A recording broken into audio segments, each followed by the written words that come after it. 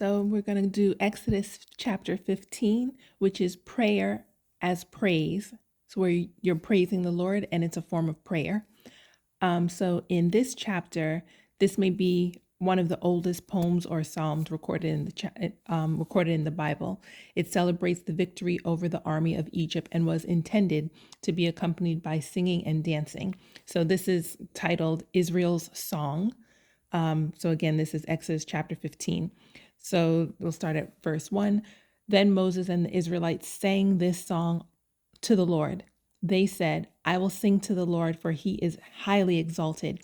He has thrown the horses and its rider into the sea. The Lord is my strength and my song. He has become my salvation. This is my God, and I will praise him, my father's God, and I will exalt him. The Lord is a warrior. The Lord is his name. So on verse 4, he threw Pharaoh's chariot and his army into the sea.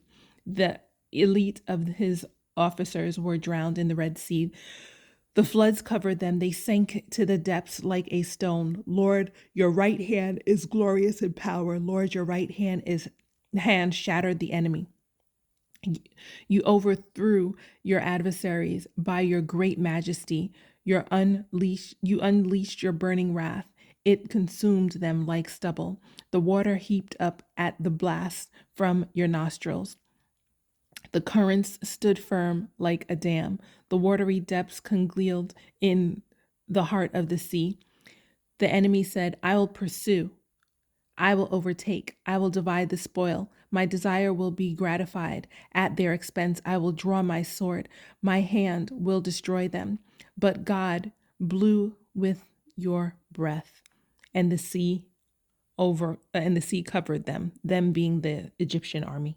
They sank like lead in the mighty waters. Verse 11, Lord, who is like you among the gods? Who is like you, glorious in holiness, revered with praises, performing wonders? You stretched out your right hand and the earth swallowed them. With your faithful love, you will lead the people you have redeemed.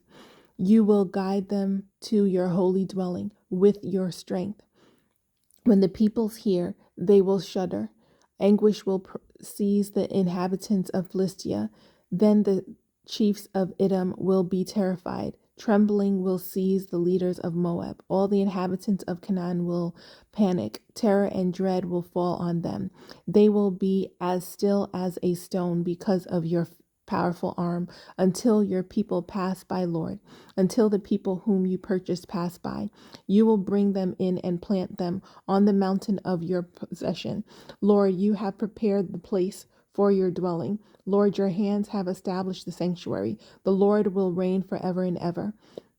When Pharaoh's horses with his chariots and horsemen went into the sea, the Lord brought the water of the sea back over them. But the Israelites walked through the sea on dry ground. Then the prophetess Miriam, Aaron's sister, took a tambourine in her hand, and all the women came out following her with tambourines and dancing. Miriam sang to them, Sing to the Lord, for he is highly exalted. He has thrown the horse and its riders into the sea. Verse 22, Then Moses led Israel on from the Red Sea, and they went out to the wilderness of Shur. They journeyed for 3 days in the wilderness without finding water. Then they came to Marah, but they could not drink the water of Marah because of it was bitter. This is why it is called Marah. The people grumbled to Moses, What are we going to drink? So he cried out to the Lord, and the Lord showed him a tree. When he threw it into the water became drinkable.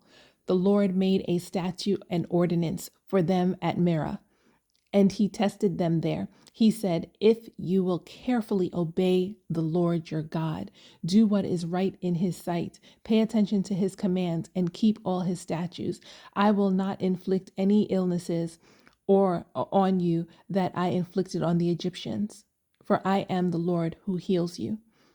Then they came to Elim, where there were 12 springs and 70 date palms, and they camped there by the water.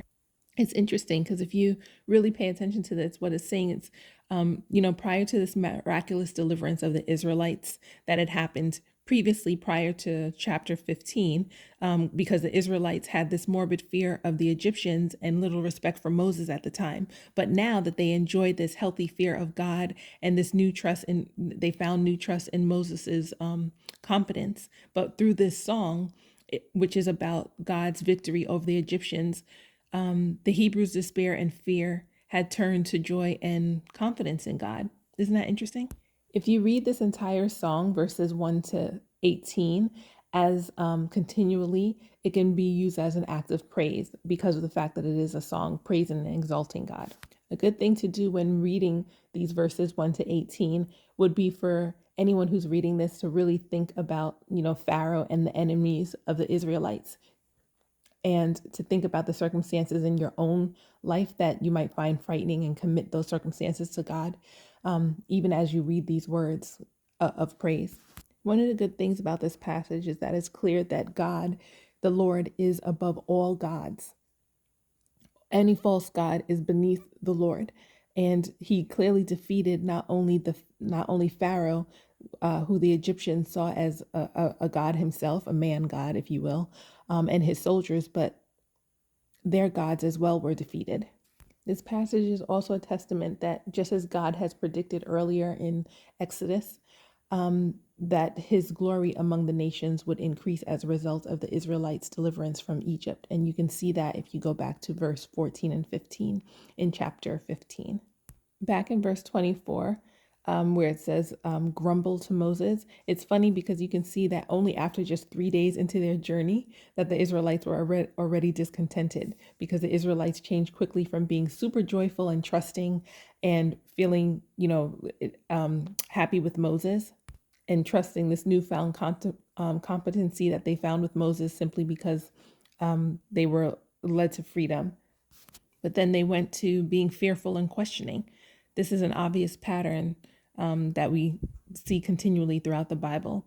But, whenever life is rough, you can see that they just grumbled at Moses and ultimately were therefore grumbling at God.